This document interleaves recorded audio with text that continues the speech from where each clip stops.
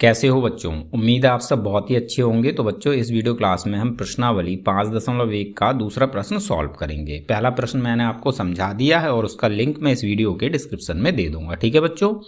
और बच्चों इस चैप्टर का नाम है समांतर श्रेणी। तो बच्चों दूसरा प्रश्न है, दी हुई एपी के प्रथम 4 पद लिखिए जबकि प्रथम पद ए और सारवंतर डी निम्नलिखित हैं। तो देखो बच्चों इस प्रश्न के हमें ये 4 भाग दे रखे हैं। ठीक है, 4 पार्ट्स दे रखे हैं और बच्चों हर एक भाग में हमें प्रथम पद यानी ए दे रखा है और सारवंतर यानी डी दे रखा है। ठीक है, हमें प्रथम 4 पद एपी के ज्ञात करने हैं। तो चलिए इसको सॉल्व करते हैं। एक एक चीज़ मैं आपको अच्छे से समझाता हुआ चलूंगा, सवाल आपको बहुत अच्छे से समझ में आ जाएगा। तो बच्चों फर्स्ट पार्ट में हमें एपी का प्रथम पद यानी ए ये दे रखा है 10 और सारवंतर यानी डी ये भी दे रखा है 10। हमें इस एपी के शुरू के 4 पद निकालने। ठीक है, तो देखो बच्चों हमें प्रथम पद यानी ए तो दे रखा है जो कि है 10, ए बराबर 10। ठीक है, अब बच्चों हमें इस एपी के आगे के 3 पद और निकालने हैं यानी द्वितीय पद, तृतीय पद और चतुर्थ पद। इस प्रकार से शुरू के चारों पद हो जाएंगे। ठीक है, तो प्रथम पद यानी ए हमें दे रखा है 10। अब हम बात कर लेते हैं भाई द्वितीय पद की। तो द्वितीय पद को हम बोलेंगे A2। तो A2 हम कैसे निकालेंगे? तो इसके लिए बच्चों हमें प्रथम पद यानी A में प्लस कर लेना है सारवंतर यानी D को, तो हमें द्वितीय पद मिल जाएगा। ठीक है, तो A हमारे पास है 10 प्लस D भी हमारे पास है 10, तो 10 प्लस 10 कितना हो जाएगा बच्चों? 20। ये हो गया भाई द्वितीय पद। ठीक है, द्वितीय पद निकालने के लिए हमने क्या किया? प्रथम पद में सारवंतर को प्लस कर दिया तो हमें द्वितीय पद मिल गया। ठीक है, अब हम निकालेंगे तृतीय पद। तो बच्चों तृतीय पद को हम बोलेंगे A3। ठीक है, तो तृतीय पद हम कैसे निकालेंगे? तो बच्चों इसके लिए हमें प्रथम पद यानी A में अब प्लस करना है 2D को यानी 2D को। ठीक है, तो A हमारे पास कितना है? 10 प्लस 2 और गुणा में D हमारे पास है 10।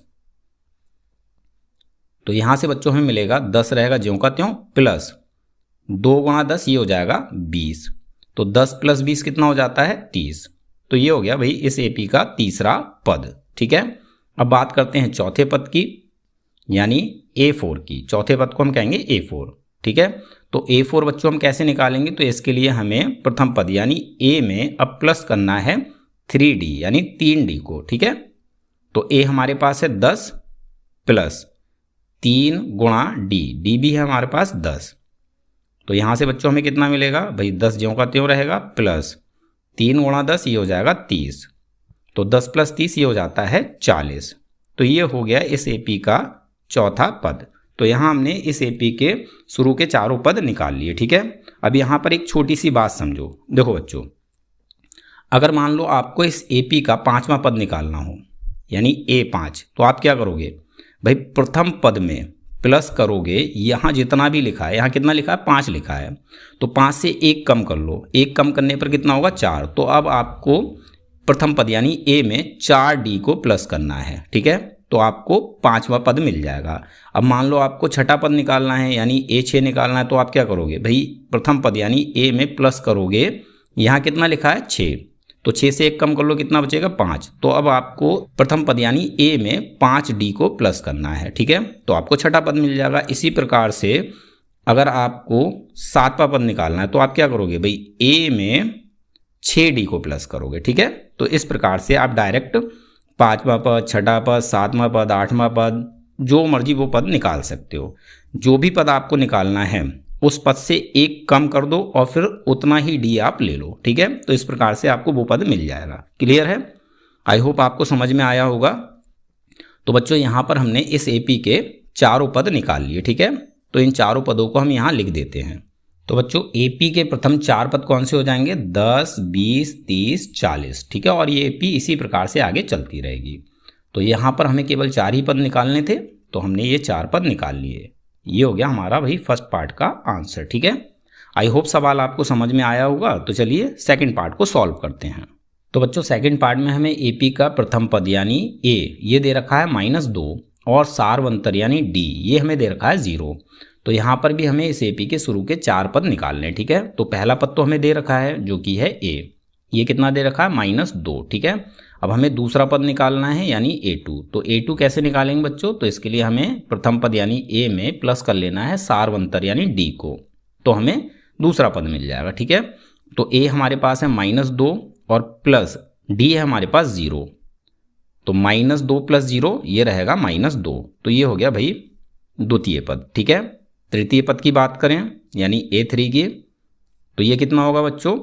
तो यहाँ पर हमें क्या करना है भाई, प्रथम पद यानी A में प्लस करना है 2D को। ठीक है, तो A हमारे पास कितना है -2 प्लस 2 गुणा D कितना है 0। ठीक है, तो यहाँ से हमें क्या मिलेगा, -2 ज्यों का त्यों रहेगा प्लस 2 गुणा 0 ये हो जाएगा 0, -2 + 0 तो ये भाई -2 ही रहेगा। ठीक है, तो ये हो गया तृतीय पद। अब हम बात कर लेते हैं चतुर्थ पद की। तो बच्चों चतुर्थ पद यानी A4 ये हम कैसे निकालेंगे? तो इसके लिए हमें प्रथम पद यानी A में प्लस करना है 3D को। ठीक है, तो A हमारे पास है -2 प्लस 3 गुणा D यानी 0। तो यहाँ से हमें मिलेगा -2 प्लस 3 गुणा 0 0, -2 + 0 -2। तो ये हो गया इस AP का चौथा पद। यहाँ पर इस AP के सभी पद -2 -2 -2 हैं। क्यों?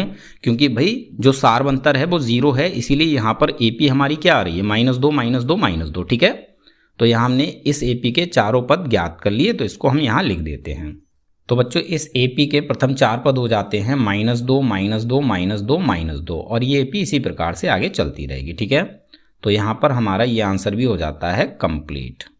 उम्मीद है ये सवाल भी आपको समझ में आ गया होगा। तो चलिए थर्ड पार्ट को सॉल्व करते हैं। तो बच्चों थर्ड पार्ट में हमें AP का प्रथम पद यानी A ये 4 दिया हुआ है, और सार्वंतर यानी D ये हमें -3 दिया हुआ है। ठीक है, तो हमें इस AP के भी शुरू के 4 पद ज्ञात करने हैं। तो बच्चों हमें पहला पद तो दे ही रखा है जो कि है 4। अब हमें दूसरा पद यानी A2 निकालना है। तो बच्चों A2 क्या होगा, ये होगा A + D। ठीक है, A हमारे पास है 4 और प्लस में D है -3। तो यहाँ से हमें मिलेगा 4, ब्रैकेट हटाएंगे बाहर प्लस अंदर माइनस, तो प्लस माइनस -3। 4 में से 3 घटाएंगे 1 बचेगा। ठीक है, तो भाई इस AP का दूसरा पद हो जाता है 1। अब बात करते हैं तीसरे पद की यानी A3 की। तो A3 हम कैसे निकालेंगे? तो A में हमें प्लस करना है 2D को। ठीक है, A हमारे पास कितना है 4 प्लस 2 और गुणा में D कितना है -3। ठीक है, तो यहाँ से बच्चों हमें कितना मिलेगा 4 प्लस 2 की गुणा -3 से करेंगे तो ये हो जाएगा -6। ठीक है, तो 4 ब्रैकेट हटाएंगे प्लस माइनस -6, 6 में से 4 घटाएंगे -2 बचेगा। ठीक है, तो ये हो गया भाई तीसरा पद। अब बात करते हैं चौथे पद की यानी A4 की। तो A4 हम कैसे निकालेंगे? तो बच्चों हम प्रथम पद में प्लस करेंगे 3D को। ठीक है, तो पहला पद 4 प्लस 3 और गुणा में D -3। तो 4 प्लस 3 की गुणा -3 से करेंगे तो ये हो जाएगा -9। 4 प्लस -9, 9 में से 4 को घटाएंगे -5 बचेगा। तो ये हो गया इस AP का चौथा पद। ठीक है, चारों पद हमने निकाल लिए, तो इन पदों को हम यहाँ लिख देते हैं। तो बच्चों इस AP के प्रथम 4 पद कौन से हैं? पहला पद है 4, दूसरा पद 2, तीसरा पद -2, चौथा पद -5। ठीक है, 4 पद हमसे पूछे हैं, 4 पद हमने निकाल लिए, और ये AP बच्चों इसी प्रकार से आगे चलती रहेगी। ठीक है, तो यहाँ पर हमारा ये आंसर भी हो जाता है कंप्लीट। उम्मीद है ये सवाल भी आपको समझ में आ गया होगा। चलिए फोर्थ पार्ट को सॉल्व करते हैं। तो बच्चों फोर्थ पार्ट में हमें A दिया है -1 और D दे रखा है 1/2। तो यहाँ पर भी हमें शुरू के 4 पद निकालने हैं। ठीक है, तो पहला पद तो बच्चों हमें दे ही रखा है, ये है -1। अब हमें दूसरा पद निकालना है यानी A2। तो बच्चों A2 क्या होगा? ये होगा A + D। ठीक है, A हमारे पास कितना है? ये है -1 प्लस D कितना है? ये है 1/2। सॉल्व करते हैं, 2 की गुणा -1 से करेंगे तो ये हो जाएगा -2 और फिर +1 है तो +1 आ जाएगा ज्यों का त्यों, और इस पूरे के बटे में आ जाएगा 2। ठीक है, तो यहाँ से हमें कितना मिलेगा? -2 + 1 -1 और बटे में 2। तो ये हो गया इस AP का दूसरा पद। ठीक है, अब हम तीसरे पद की बात कर लेते हैं यानी A3 की। तो A3 बच्चों क्या होगा? ये होगा A प्लस में 2D। A हमारे पास है -1 प्लस 2 गुणा D है 1/2। ठीक है, 2 से 2 हो जाएगा कैंसिल, तो हमारे पास क्या बचा, -1 और प्लस में ये 1, ठीक है। तो -1 + 1 ये हो जाएगा 0। तो इस AP का तीसरा पद हो जाता है भाई 0, ठीक है। अब हम बात करते हैं चौथे पद की, यानी A4 की। तो बच्चों A4 क्या होगा, ये होगा A + 3D, ठीक है।